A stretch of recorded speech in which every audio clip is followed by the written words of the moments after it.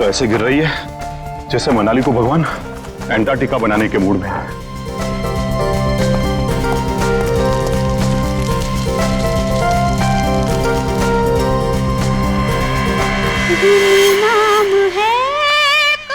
घर में तो कोई नहीं है, फिर ये म्यूजिक किसने चलाया? पूरब, माया, गौतम, पूरब, कौन है वो माया, अनजान है, गौतम। नाम है कोई।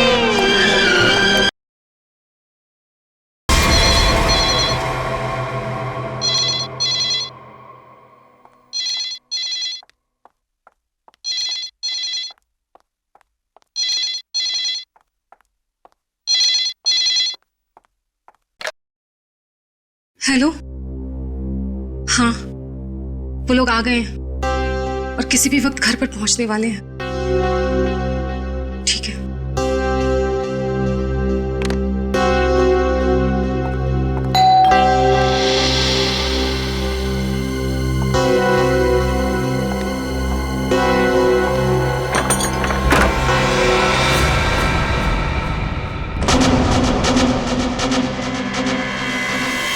Oh my God. क्या हुआ किलोरी?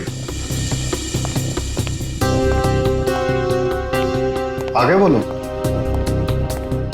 वो लोग तो नहीं आए, लेकिन ये ताबूत कोई छोड़कर गया है और कोई यहाँ दिख भी नहीं रहा। ये जगन का ताबूत होगा, लेकिन ये तो बच्चे लेकर आने वाले थे। हाँ, पर बच्चे तो यहाँ नहीं है। जब मैंने दरवाजा खोला तो बस ये ताबूत यहाँ रखा था। तुम एक काम करो, पूरब को फोन करो, पूछो कहाँ है वो लोग। हाँ।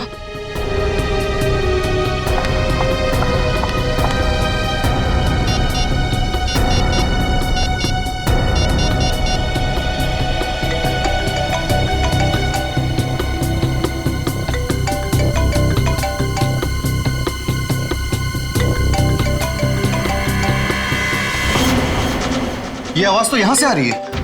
कॉफिन के अंदर से आवाज आ रही है।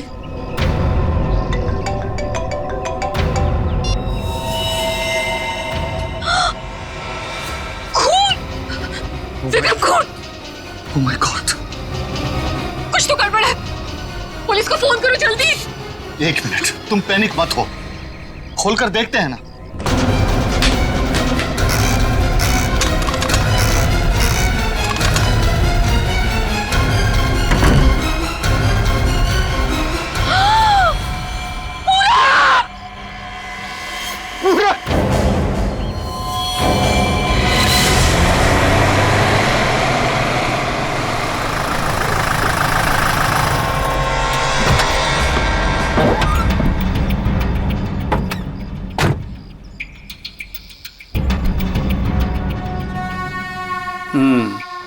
काम हो गया। यस बॉस, आज तो आप हमें शाबाशी दोगे बॉस। किसी को कोई शक तो नहीं हुआ? कोई शक नहीं बॉस, इतनी सफाई से लाश को ठिकाने लगाया है कि उनके रूहें कांप जाएंगे, रूहें। ए, बस बस बस, आज तक तूने कोई काम ढंग से किया है? बात करता है, मैं खुद चेक करूंगा।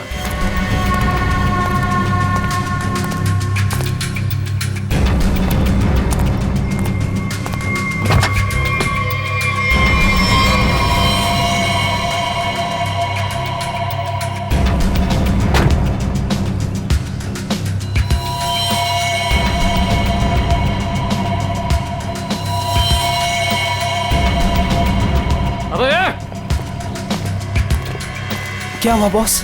मेरी किस्मत खराब थी जो मैंने तुझ जैसे निकम्मे को काम पे रखा। ऐसा क्या हो गया बॉस? ये देख, ये है तेरा सफाई वाला काम। हाँ, तू लाश ठिकाने लगाने गया था या अपनी पूंछ लगाने गया था? तू पूछ? अबे पूरे रास्ते पर तू खून के निशान लगा कर आया। सीआईडी वाले इसी पूंछ को पकड़कर हमारी गर्दन तक पहुंच जाएंगे। अरे तुझे कितनी बार बोला कि लाश ठिकाने लगाने के बाद सफाई पर सही से ध्यान दिया करो। बोला था ना, एक बार बात तेरे भेजे में नहीं घुसती क्या? बात करता है। अब क्या करे बॉस? क्या करें? मैं बताता हूँ तुझे, रुक। मन तो करता है ना तेरा खून भी इसी रास्ते पर बहा दूं। अरे शक्ल क्या देख रहा मेरी? ये मुसीबत को ठिकाने लगा और सफाई वही कर। जी बॉस। ए चल बॉस, चल। खुद भी मरोगे और मुझे भी मरवाओगे। चल।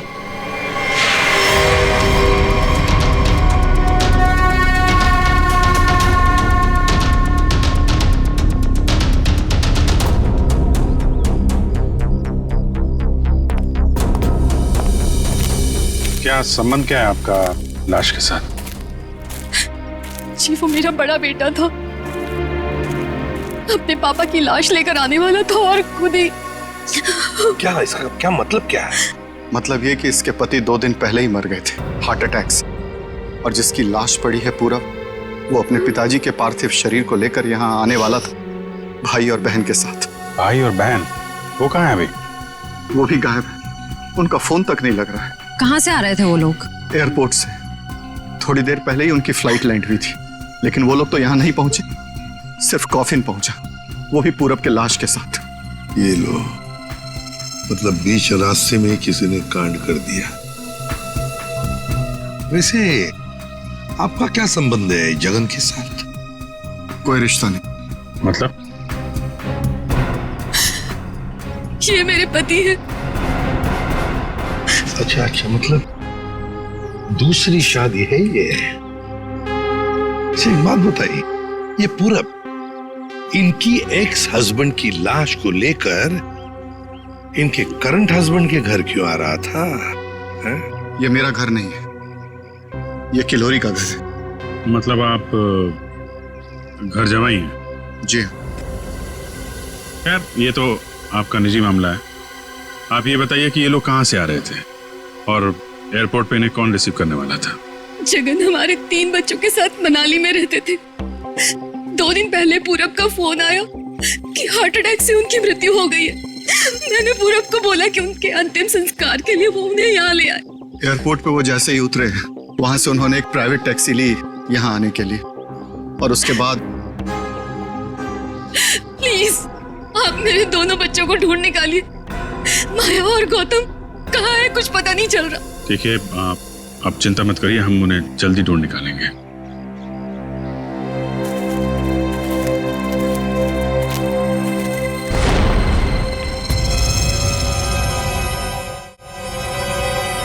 तो ये देखो, उनकी रेलगाड़ी लगती है। Yes sir. निखिल सर देखो, ये रेलगाड़ी कौन से स्टेशन से होके आई है? चलो भैया चलते हैं। चलते हैं भैया का क्या मतलब है? अपना मुंह दिखाने आया था तू यहाँ पर? मतलब ये है कि एक लाश पड़ी हुई है, उसका खून हुआ है, किसने खून किया है ये तो आप पता लगा ही लोगे ना। महान हो आप लोग तो मेरा क्या काम है यार? इसको नहीं बुलाऊं तो इसके कान में से धुआं निकलता है कि हमें बुलाया नहीं, ये तो यूं केस सॉल्व कर देते, यूं खूनी को पकड़ लेते। और अभी लाश को सूंघा तक नहीं, वो चल पड़ा। हाँ सूंघ लिया तो फिर मुंह खोल ना। लाश को सूंघने के बाद क्या पता चला ये बताने के बगैर सरपट भागे क्यों जा रहा है? देख फारूक, 2 बच्चे गायब है, इस औरत के 2 बच्चे, और ऊपर से बाप की लाश भी गायब है। लाश गायब है तो मैं क्या करूं? लाश बन के लेट जाऊं यहाँ पर? लाश ढूंढना आप लोगों का काम है तो ढूंढो ना। पूछो किसी से, ढूंढो कि ये कास्केट कहाँ से आया था। मैं क्या करूंगा इसमें? अच्छा तू जा। ठीक है। अरे एक मिनट सर, हमें इस केस में आपकी जरूरत है। आप देखो भैया, वो तो हर केस में तुम लोगों को मेरी जरूरत पड़ती है, पर तुम लोग मानते कहाँ हो? यार छोड़ो इसको। अरे सर प्लीज एक मिनट। अरे सारुंके साहब, आप अपने ज्ञान का प्रकाश डालिए ना इस केस पे। इसके चेहरे पर अंधेरा छाया, ये क्या प्रकाश डालेगा? कुछ बोला? नहीं, ये हमारे आपस की बात है, तुम लगे रहो। ये ताबूत कहाँ से आया? ये लो, एयरपोर्ट से। अरे तो एयरपोर्ट जाओ ना यार, यहाँ क्या कर रहे हो तुम लोग? तो जाएंगे ना साळुंखे जी, पर आप क्यों मैदान छोड़ के भाग रहे हो? भाभी, आपके हस्बैंड की लाश आ गई। नहीं, मेरे बेटे की लाश आई है। क्या कह रही हैं आप? इतना सारा खून क्यों बह रहा है? मुझे बहुत डर लगता है खून से। शांति प्लीज। ना खून इसलिए बह रहा है क्योंकि इनका खून हो गया है।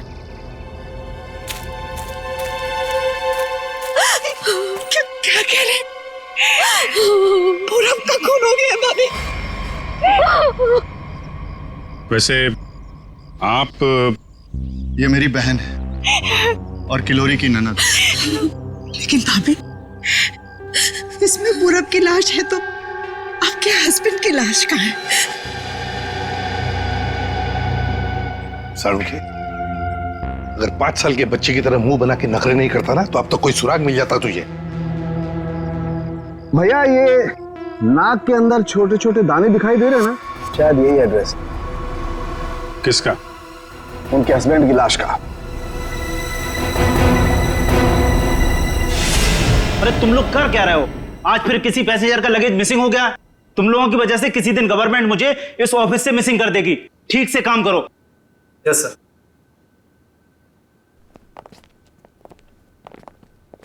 सर आप लोगों का भी कुछ मिसिंग हुआ है क्या? हम लोग सीआईडी से। हम यहाँ पर किसी पैसेंजर्स के बारे में पूछताछ करने आए हैं। आज सुबह कनेक्ट एयरवेज से 3 लोग एक कॉफिन लेकर मनाली से मुंबई आए थे। और वो 3 पैसेंजर्स ये लोग हैं।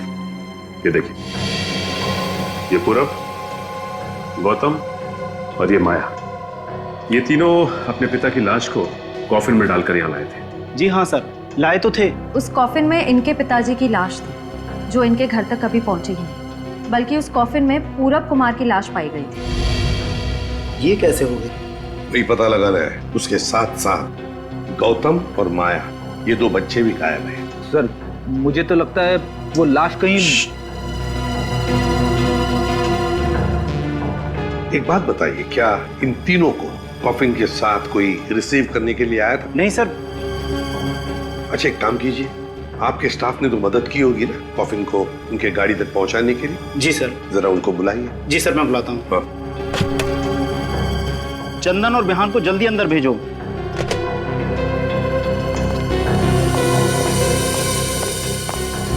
क्या हुआ सर?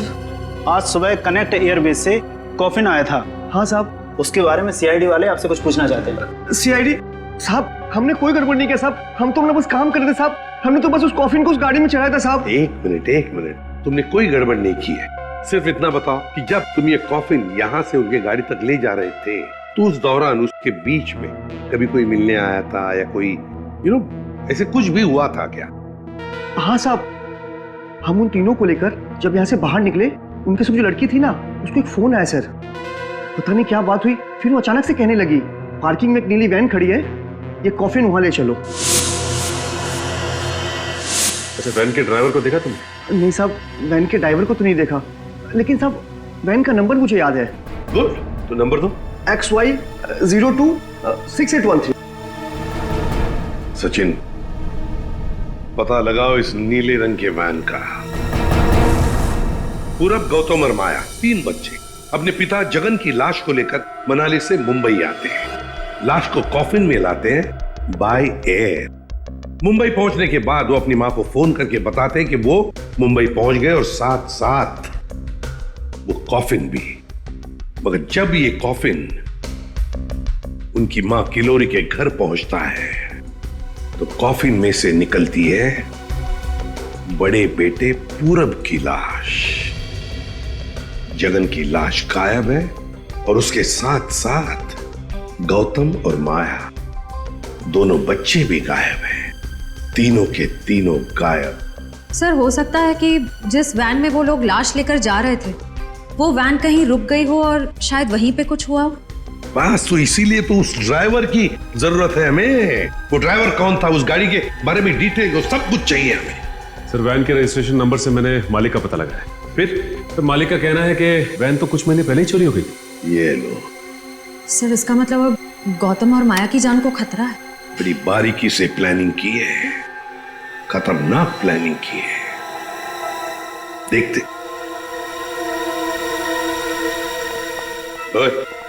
अंकित, कुछ मिला? हाँ बस, ये देखो, ये मिट्टी कॉफिन के नीचे लगी हुई। इस मिट्टी में इस कॉफिन का पता। मिट्टी में पता? हमें तो नहीं दिखा। उसके लिए सालूखे की नजर चाहिए। सरुखे, कॉफिन का पता तो हम लगा ही लेंगे, पर पूरब की लाश इस कॉफिन में आई कहां से? ये पूरब की नाक बताएगी बॉस।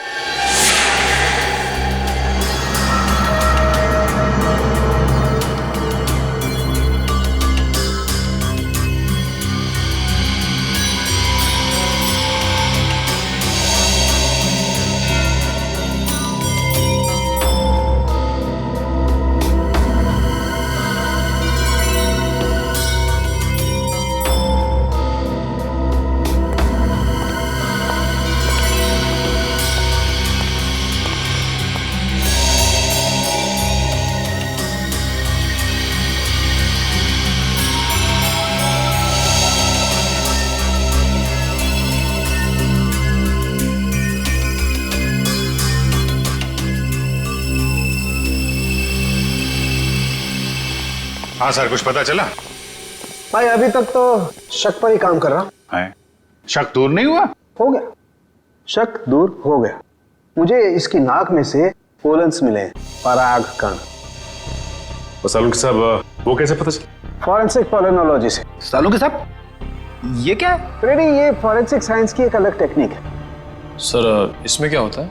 निखिल, इस टेक्नोलॉजी से हम बहुत छोटे पार्टिकल्स लाइक माइक्रो पार्टिकल्स को स्टडी करते हैं, जो कि फूल, पौधे, कपड़े, मिट्टी, ऐसे कई सारी चीजों में पाए जाते हैं। वाह, क्या बात है तारिका जी, क्या नाम। लेकिन इसे बड़े ध्यान से देखना पड़ता है, क्योंकि कई बार क्या होता है कि आवारा भंवरे एक फूल पर बैठ करके उसके सारे पोलन्स, उसके सारे पराग कण चुरा करके भाग जाता है और पूरे के पूरे माहौल को गंदा कर देता है। सर, पॉलिन जो है हवा और पानी से भी फैलते हैं, इसमें बेचारे खाली भंवरे को ही क्यों दोष दे रहे हैं आप? सही कह रहे हो, बेकार में खाली भंवरे को दोष क्यों दें? तो होता यह है कि जब हम बाहर से आते हैं तो हमारे पूरे शरीर पर, आंख, नाक, कान, गले, सब पर पोलन्स लगे होते हैं, और इन पोलन्स की जांच करके हम ये पता लगा सकते हैं कि ये खास व्यक्ति किस जगह से आया है। ये तो है। मैं बताता हूं, ये देखो, यहां पर मैंने इससे पोलन्स ले लिए जो उसकी नाक में थे, और इन पोलन्स पे 2 ड्रॉप मिथाइलमाइन की डालते हैं और इसे हम कर देते हैं सिक्योर। अब इसे चेक करके हम ये पता लगा सकते हैं कि ये पोलन्स कैसे हैं, कहां से आए। ये देखो सर, ये तो नारंगी कलर में उभर के आ रहा है। और अब इस आकार को हम हमारे डाटा के सैंपल से मैच करके देखेंगे, ताकि पता लग सके कि ये पोलन किस टाइप का है। करके जरा मैच। हाँ।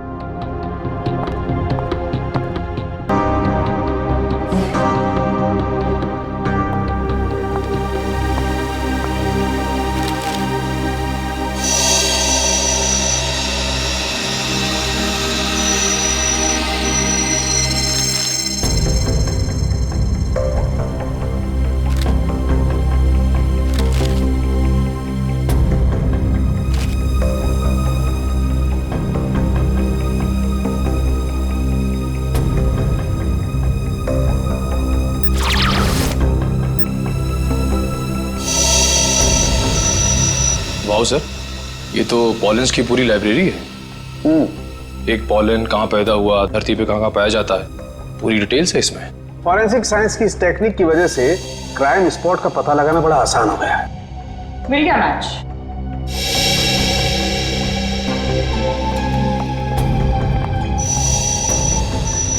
ये मैरीगोल्ड है, जिसका हाइब्रिड नाम मरियासा गोल्ड 63 है।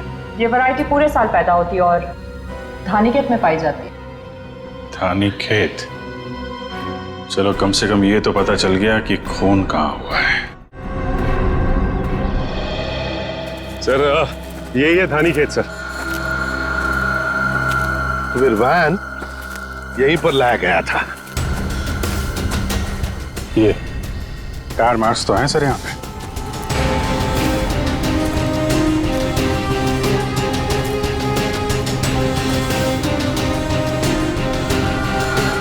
बस ये उसी वैन के टायरों के निशान। फिर तो जगन की लाश खूनी ने यहीं कहीं फेंकी होगी। पर सर, इतने बड़े खेत में हम उसकी लाश ढूंढेंगे कैसे? मैं बताता हूँ बस। तो कब बताएगा? क्या मुहूर्त निकलवाना पड़ेगा? मैं बता रहा हूँ ना यार, उखड़ते क्यों? 1 मिनट रुको।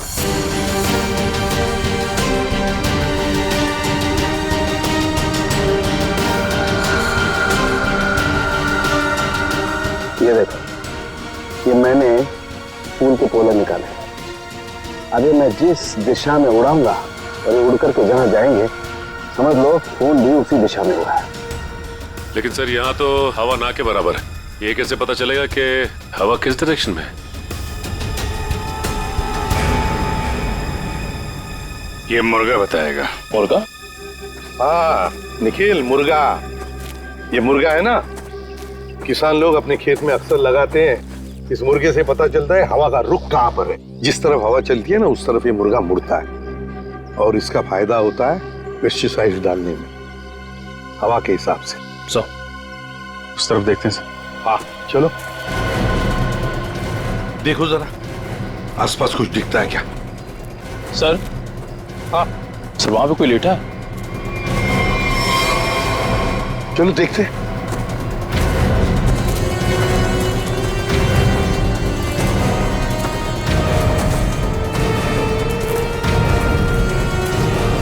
हेलो। ओ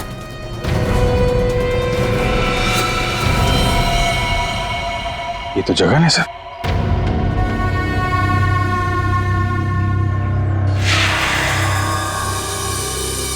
देखिए जगन की लाश हमें गेंदे के खेत में से मिली। क्या बता सकते हैं ऐसा कौन कर सकता है, कौन मार सकता है जगन को, कौन मार सकता है आपके बेटे को? है किसी पर शक आपको? किसी के साथ उनकी कोई दुश्मनी थी है? मुझे किसी पर शक नहीं। कहीं ये मामला प्रॉपर्टी से रिलेटेड तो नहीं? अब हम पर क्यों शक कर रहे हैं? क्यों नहीं? जगन जी अमीर आदमी थे, मनाली में सेब के बाग थे, जमीन जायदाद थी। उनके मरने से और पूरब के मरने से और दोनों बच्चों के गायब होने के बाद प्रॉपर्टी तो आप लोगों को ही मिलने वाली है ना। देखिए सर, आपको बहुत बड़ी गलतफहमी हो रही है। हमें तो ये भी नहीं पता था कि जगन के पास इतनी प्रॉपर्टी है, सेब के बागान है, और वैसे भी मेरी अच्छी खासी नौकरी है, अच्छी खासी कमाई है। मुझे और क्या चाहिए जिंदगी में? और मेरा तो इन सब से कुछ लेना देना ही नहीं है, मुझे तो प्लीज दूर ही रखिए। देखिए मैं अपनी फैमिली और अपनी वाइफ से बहुत खुश हूँ, मुझे और कुछ नहीं चाहिए। अच्छा, तो आपके कहने का मतलब है जो कुछ भी लेना देना है वो किल्लोरी जी का लेना देना? देखिए सर, आप लोग मेरे बच्चों को ढूंढने के बजाय मुझ पर और मेरे परिवार पर शक कर रहे हैं। नहीं नहीं नहीं नहीं नहीं किल्लोरी जी, हम आप लोगों पर कोई इल्जाम नहीं लगा रहे किल्लोरी जी। हम तो बस सच्चाई जानने की कोशिश कर रहे। जैसे एक बात जरूर कहूंगा आप लोगों को, सच्चाई आपके लिए बहुत फायदेमंद होगी।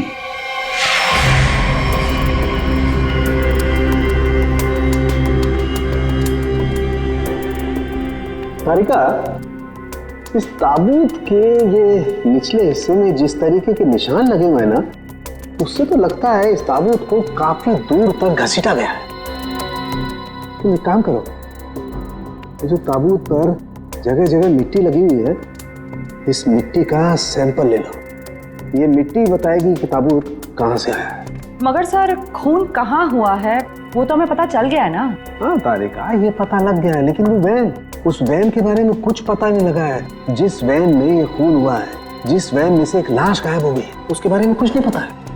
एक काम करो, इस मिट्टी का सैंपल ले लो, फिर इस मिट्टी को हम बॉम्बे के सॉइल मैप से मैच करके देखेंगे। लेकिन सर, मुंबई के सॉइल मैप की कौन सी मिट्टी का फैलाव कहाँ तक है, ये हमें कैसे पता चलेगा?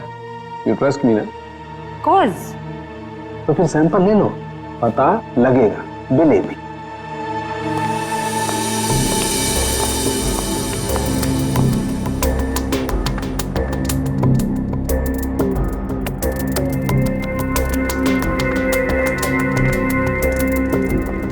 अरे चालू के साहब, फिर से पढ़ाई शुरू कर दी आपने?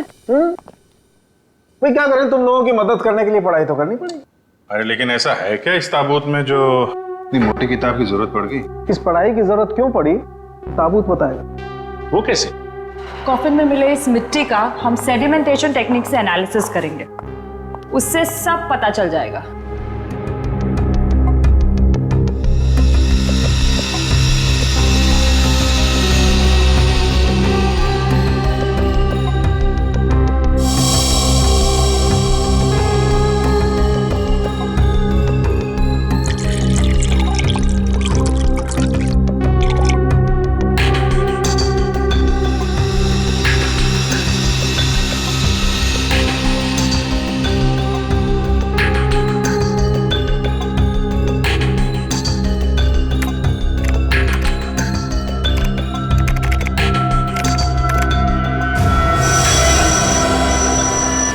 ये देखिए,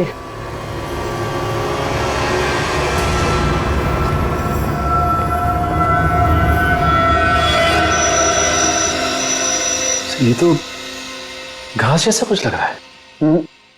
देखो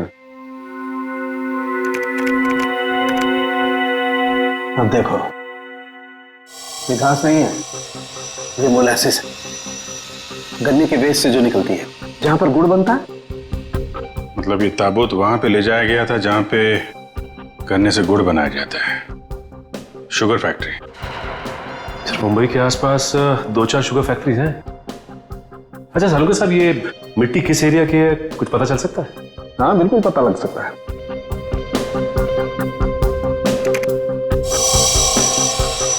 इस मिट्टी में 40% सैंड है। और इतनी सैंड परसेंटेज वाली मिट्टी मुंबई के बाहर कन्ना कावड़ी वाले इलाके में लगभग 30 किलोमीटर के एरिया में पाई जाती है। और हाँ, ये मिट्टी ज्यादा रेत और ज्यादा आयरन होने की वजह से काली दिखाई देती है। सचिन, पता करो उस एरिया में कोई शुगर मिल है क्या?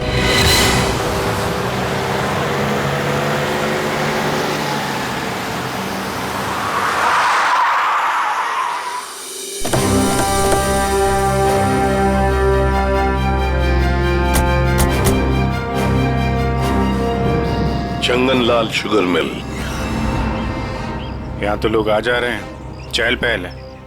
यहाँ पे खून ही खून करके कैसे निकल गया? और तो लाशों की अदला बदली भी की है। डॉक्टर सालुंके ने शुगर मिल की बात की थी और यहाँ आसपास 30 किलोमीटर तक यही एक शुगर मिल है। हो ना हो, खून हुआ तो यही है। चलो इससे पूछते हैं। अरे सुनो जी। तुम यहाँ के सिक्योरिटी वाले हो? जी हाँ। हम लोग सीआईडी से तुमसे कुछ पूछना चाहते हैं। सीआईडी साहब, क्या बात है? हमको माफ कर दो, हमारी कोई गलती नहीं है। देखो घबराओ मत, हमारे कुछ सवालों का जवाब दो। हाँ हाँ। क्या तुम यहाँ पर अकेले ड्यूटी पर होते हो या और भी कोई है जो शिफ्ट में आते जाते हैं? हम पूरे टाइम अकेले काम करते हैं। तुम ये बताओ और अपने दिमाग पे जोर डाल के बताओ कि तुमने कोई ताबूत देखा है?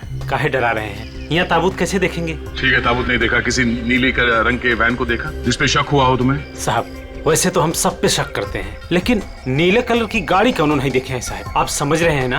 अच्छा चलो एक बात बताओ, यहाँ पर ऐसी कोई और भी खाली जगह है, गोदाम जैसी? हाँ साहब, एक पुराना गोदाम है हमारे मालिक के।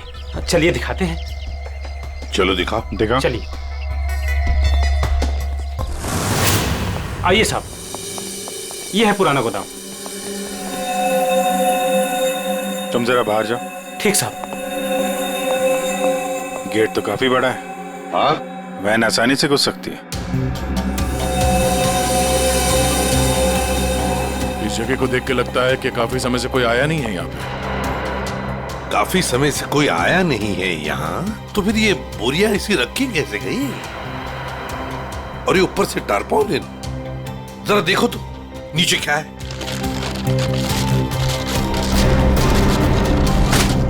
ये देखा?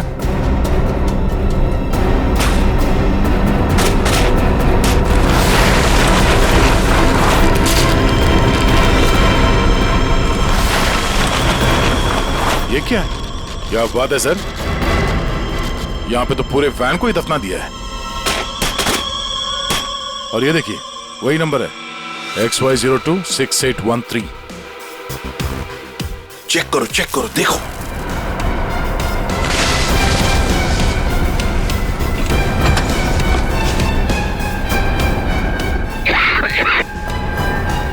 माय गॉड,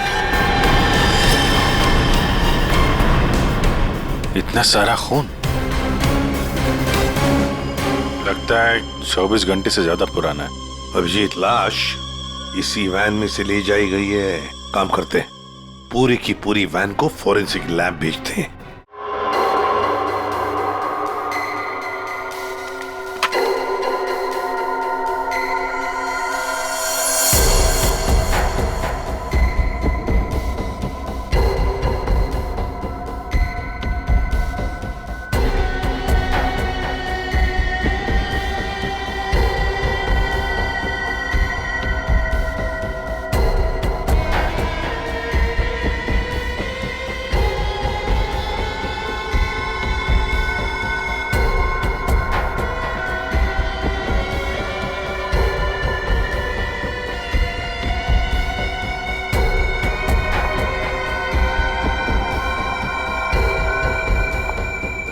सर मिला कुछ?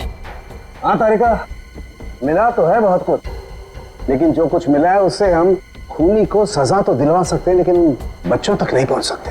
सर टाइम बहुत कम है हमारे पास, कहीं बच्चों को नहीं तारिका, बच्चों को कुछ नहीं होने दूंगा, लेकिन सबसे पहले हमें ये पता लगाना पड़ेगा कि गैराज में डंप होने से पहले ये वैन आखिरी बार कहाँ होकर के आई। तो ये कैसे पता लगाएंगे हम? हमने पूरी वैन छान मारी है।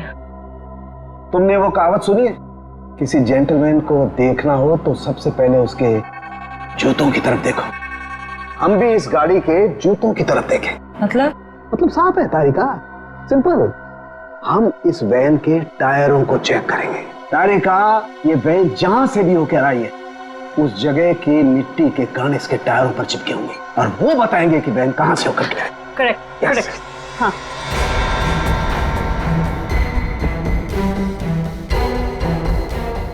सर एक फोर्सा पर पेट्रोल डिश लाओ। हाँ सर अभी देती हूँ।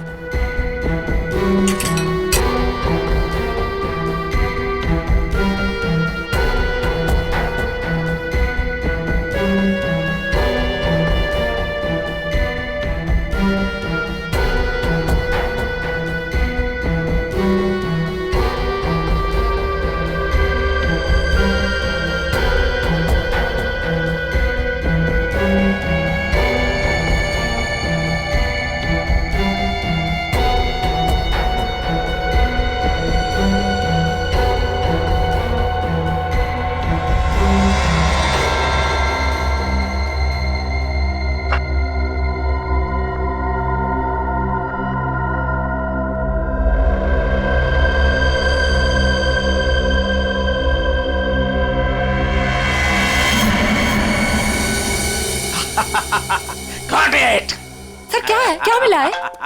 सर बताओ ना क्या मिला है। हेलो। हाँ तारिका जी। हाँ अभिजीत। उस वैन में से कुछ एविडेंस मिला?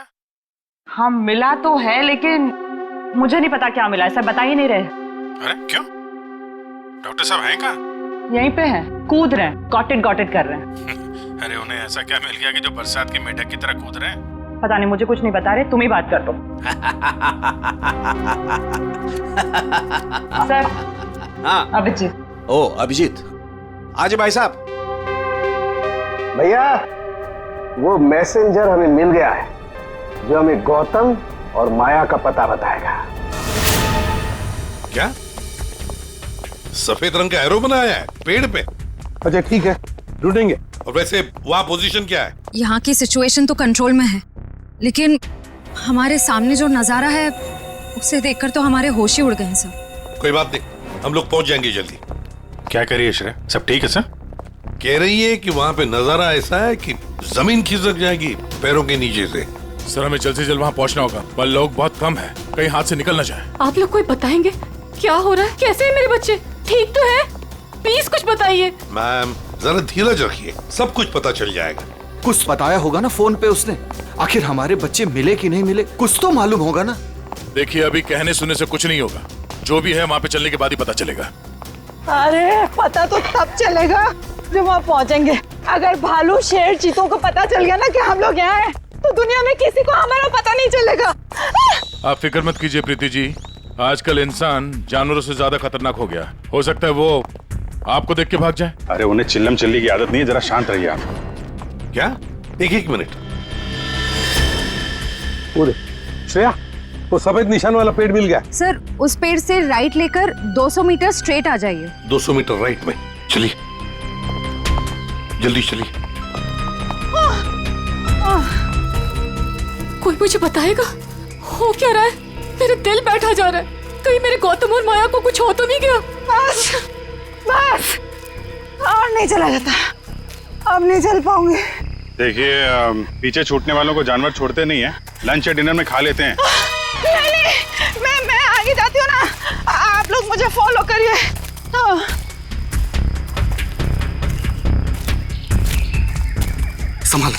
संभाल के। आश्रया। सर वो देखिए सर।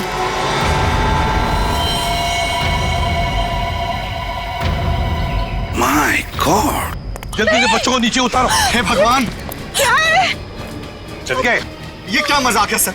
जब आप लोगों ने देखा कि ये लोग यहाँ आए थे, इन्हें छुड़वाया क्यों नहीं, नीचे क्यों नहीं उतारा सर? बचा लो मेरे बच्चों को। श्रेया, समझ। आया, घबराओ मत।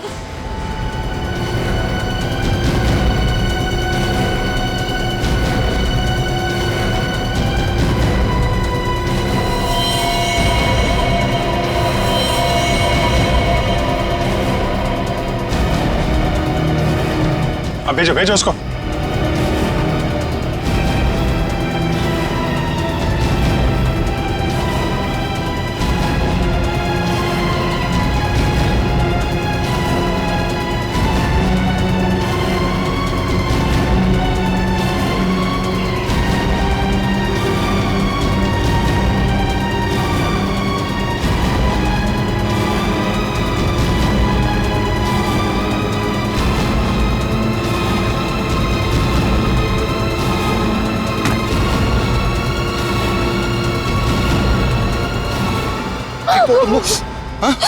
तुम लोग ठीक हो ना?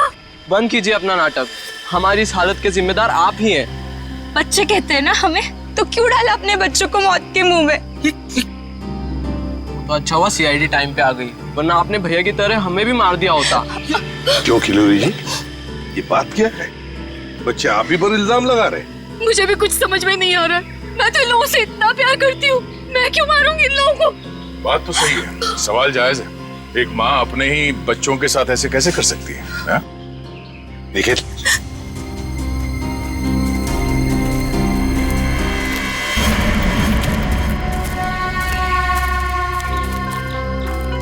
तुमने तो छुपने की बहुत कोशिश की और उस कीड़े ने हमें यहाँ का पता बता दिया।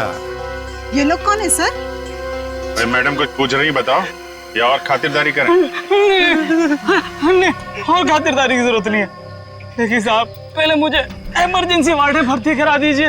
हड्डियों से बड़ी अजीब अजीब आवाजें आ रही है साहब। तो मुझे दिन में ही चांद तारे नजर आ रहे हैं सर। ऐसा लगता है जैसे मैं अंतरिक्ष में। मुंह खोलो अपना जल्दी। फंसा दिया तुमने हमें। मैंने फंसाया? मैं तो इन लोगों को जानती तक नहीं हूँ।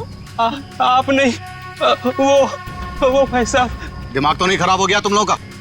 क्या बोल रहे हो तुम? मैं वाकई आप मल्टी टैलेंटेड हैं। Husband come kidnapper come murder, all in one. क्या बात है विक्रम? तुम भैया क्यों किया तुमने ये सब? और क्या करता?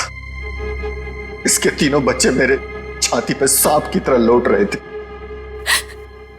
विक्रम, तुमने बोला था कि तुम हमारे बच्चों को मुझसे भी ज्यादा प्यार करोगे, और तुमने मेरे एक बेटे को मार दिया और बाकी दो को मारने की साजिश की। जिस मकसद के लिए मैंने तुम्हें फंसाया, उस पर तुमने पानी फेर दिया। तुम्हें फंसाने का मेरा सिर्फ एक ही मकसद था, तुम्हारी प्रॉपर्टी, तुम्हारा पैसा। लेकिन तुमने अपनी सारी प्रॉपर्टी अपने बच्चों के नाम कर दी। क्या करता मैं? और तो और तुम अपने पुराने पति से भी मिलने जाती थी। तुमने कभी सोचा कि मेरे अंदर क्या होता था? मैंने एक दिन डिसाइड कर लिया, तुम्हारी पुरानी फैमिली को ही तुम्हारे रास्ते से हटा दूंगा। और इसीलिए सबसे पहले तुमने जगन को रास्ते से हटाया, क्यों? हाँ, इसलिए मैंने अपने रास्ते से सबसे पहले अपने पहले कांटे को हटाया, जगन को। अपनी पत्नी को झूठ बोला कि मैं बॉम्बे से बाहर जा रहा हूं, और एक दिन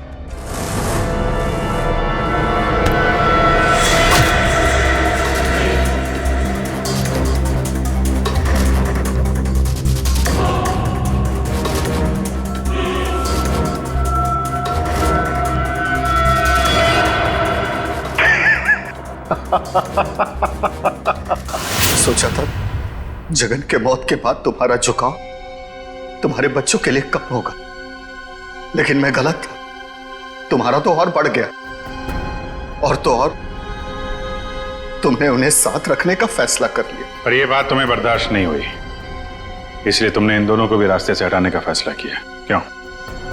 विक्रम, मैंने तुम पर इतना भरोसा किया, तुमने सब बर्बाद कर दिया। मैं तुमसे नफरत करती हूँ, नफरत।